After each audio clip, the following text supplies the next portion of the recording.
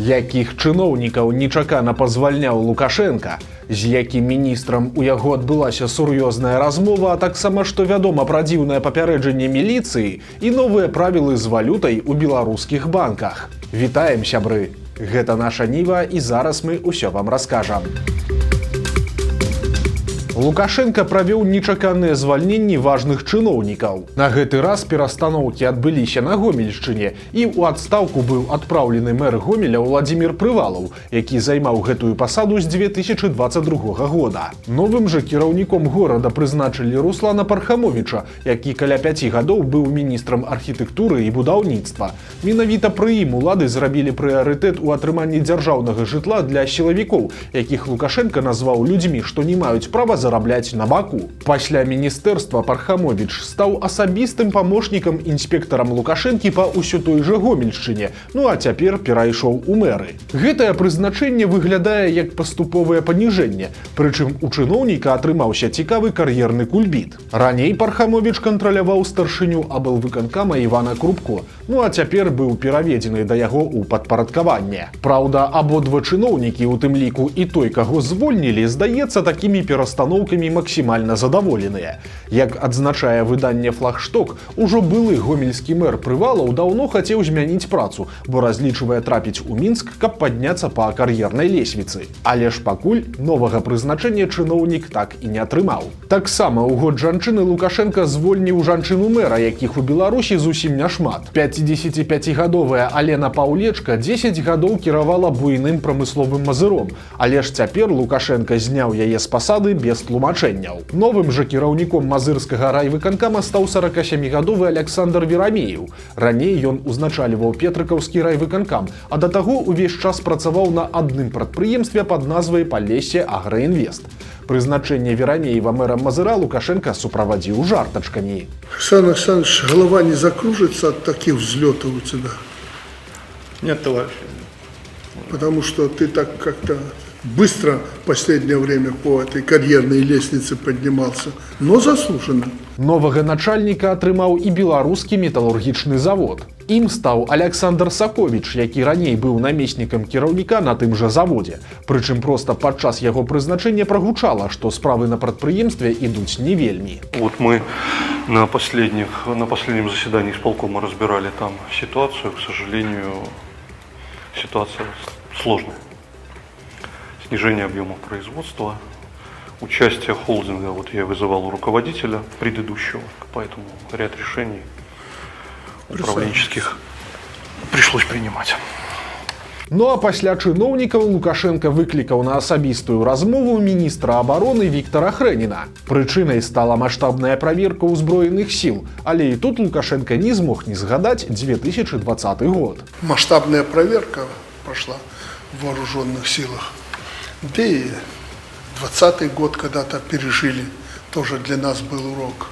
И для армии, и для себя. И после этой проверки, я знаю, серьезный разговор был в Министерстве обороны. Ну, я ждал, когда вы там сами разберетесь во всех хороших вещах и недостатках, а их всегда хватает. Прычым далей Лукашенко загаварыў пра недахопы, якія паводле яго ад беларусаў ніхто не хавае, але і ўсёй праўды народу таксама ніхто не кажа.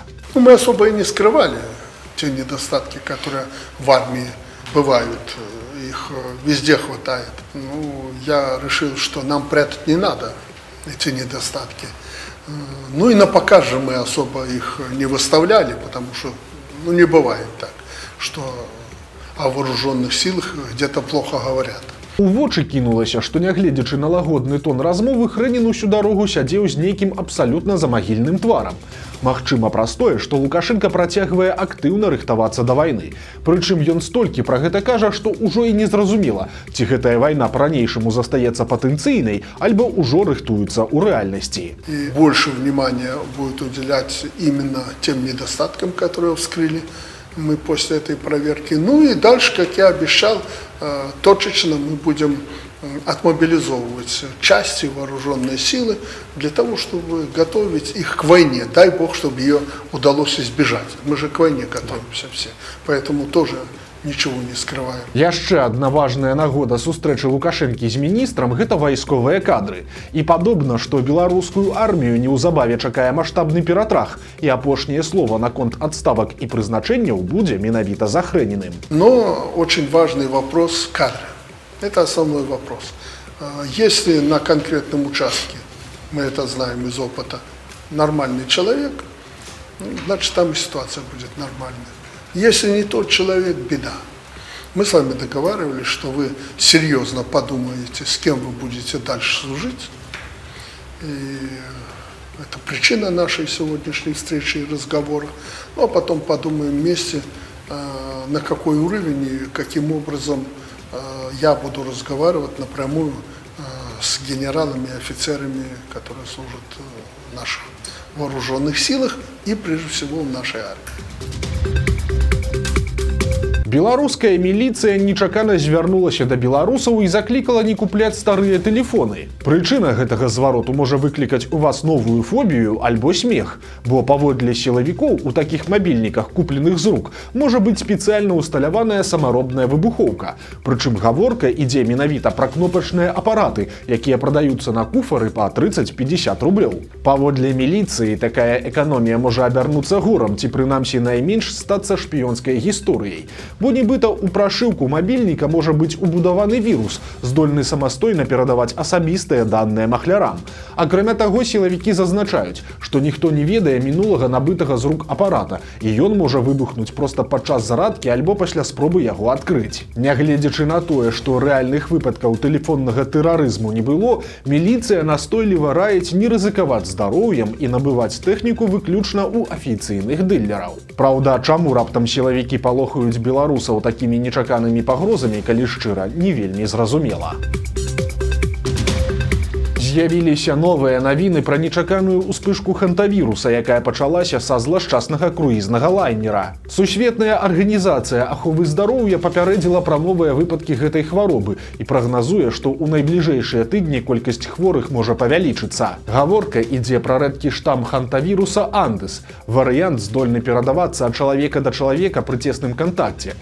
Смяротнасць інфекцыі можа дасягаць 40%, прычым ужо ў 11 пасажыраў таго круізнага лайнера было зафіксавана заражэнне хантавірусам, а ў 9 з іх пацвердзіўся менавіта штам Андес. У Беларусі жа пакуль хворых на хантавірус няма, таму нервавацца пакуль не варта.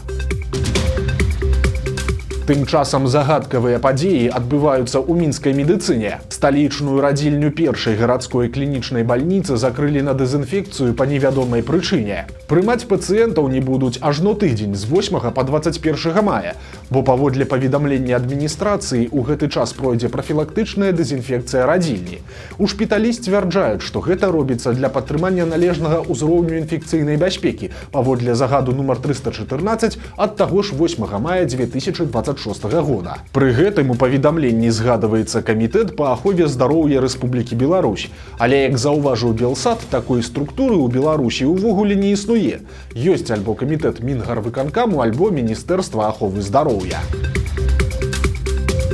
Беларускія банкі анансавалі важныя змены для кліентаў. І некаторыя з новаўвядзенняў, мякка кажучы, здзіўляюць. Напрыклад, з 12 чэрвеня ў Тэхнабанка з'явіцца збор за валютныя пераводы. За безнаяўнае залічэнне на рахункі фізічнай асобе сумы да $5000 камісія складзе $100. Калі больш за $5000, то банк забярэ сабе ўжо 250. Ну а калі сума складзе $100 ці менш, то тарыф спаганяецца ў памеры 90% ад сумы пераводу, то бок 100 перавёў і яшчэ 90 аддаў банку. Былога вайскоўца з Брэста абвінавацілі ў тэрарызме і адправілі ў калонію. 62гадовы Александр Ручык апошнія гады жыў за мяжой і не хаваў сваіх антыпуцінскіх і антылукашэнкаўскіх поглядаў, публікуючы ў сацыяльных сетках адпаведныя пасты. Але пазней Ручык з невядомых прычын апынуўся ў Беларусі, дзе быў затрыманы і асуджаны па вельмі сур'ёзных абвінавачаннях. Яго прызналі вінаватым па шэрагу артыкулаў крымінальнага кодэкса, сярод якіх стварэнне злачыннай арганізацыі, удзел у тэрарыстычнай дзейнасці і удзел ва ўзброеным канфлікце на тэрыторыі замежнай дзяржавы. Адметна, што па гэтых артыкулах судзілі толькі ветэранаў палка Каліноўскага, Васіля Верамейчыка, Васіля Грачыху і Максіма Ралько. Ці ваяваў сам Александр Ручык, невядома, але па выніку яму пагражала да 20 гадоў калоніі. Дакладны прысуд трымаецца ў сакрэце, але цяпер мужчына дакладна знаходзіцца за кратамі. Гатэль у Сянне з відам на райвыканкам шакаваў сваіх наведнікаў. У нумары гасцей чакалі мэбля савецкіх часоў, выдраныя са сцяны разеткі і брудныя выключальнікі, жудасны санвузел, дзіркі ў сценах і шурупы, укручаныя ў плітку замест вешалак. Затое з акенца можна паглядзець на будынак раённага выканаўчага камітэта. У каментарыях некаторыя людзі не паверылі, што ў Беларусі можа быць такі гатэль. Іншыя ж пісалі, што трэба радавацца таму, што ў такім гарадку, як Сянно, увогуле ёсць хаця б такая гасцініца. Беларуска з Гомеля пераехала жыць у Еўропу і нападае там на антыпуцінскія мітынгі. 9 мая ў Барселоне аматары рускага свету накінуліся на актывістаў, якія прыйшлі на шэсце з антываеннымі плакатамі.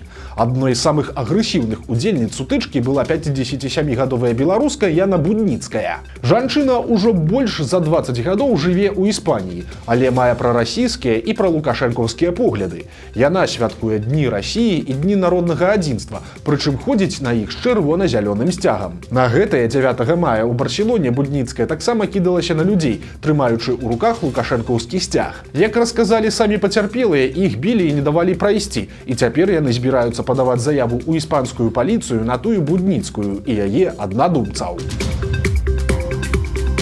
Што здарыцца, калі закурыць у палёце на рэйсе Белавія? Адзін з пасажыраў вырашыў праверыць і моцна пашкадаваў. Увесь палёт з Мінска ў турэцкую Анталію ён ужываў алкаголь і сваімі паводзінамі турбаваў іншых пасажыраў, а пасля вырашыў пакурыць у прыбіральні самалёта. Усе заўвагі экіпажа мужчына ігнараваў, і ў выніку пасля прызямлення пасажыра сустрэлі турэцкія сілавікі, якія вывелі яго з салона самалёта. Маштабы працы тэлефонных махляроў у Беларусі проста ўражваюць. Толькі за адзін дзень 11 мая ў міліцыю паступіла каля 400 паведамленняў аб званках зламыснікаў, у выніку якіх былі заблакаваныя 42 плацяжы за мяжу і затрыманыя 4 кур'ераў-аферыстаў. І гэта толькі тыя выпадкі, пра якія стала вядома. Ну а самі аферысты тым часам прыдумалі новы развадняк і тэлефануюць беларусам ад імя ратавальнікаў Міністэрства надзвычайных сітуацый.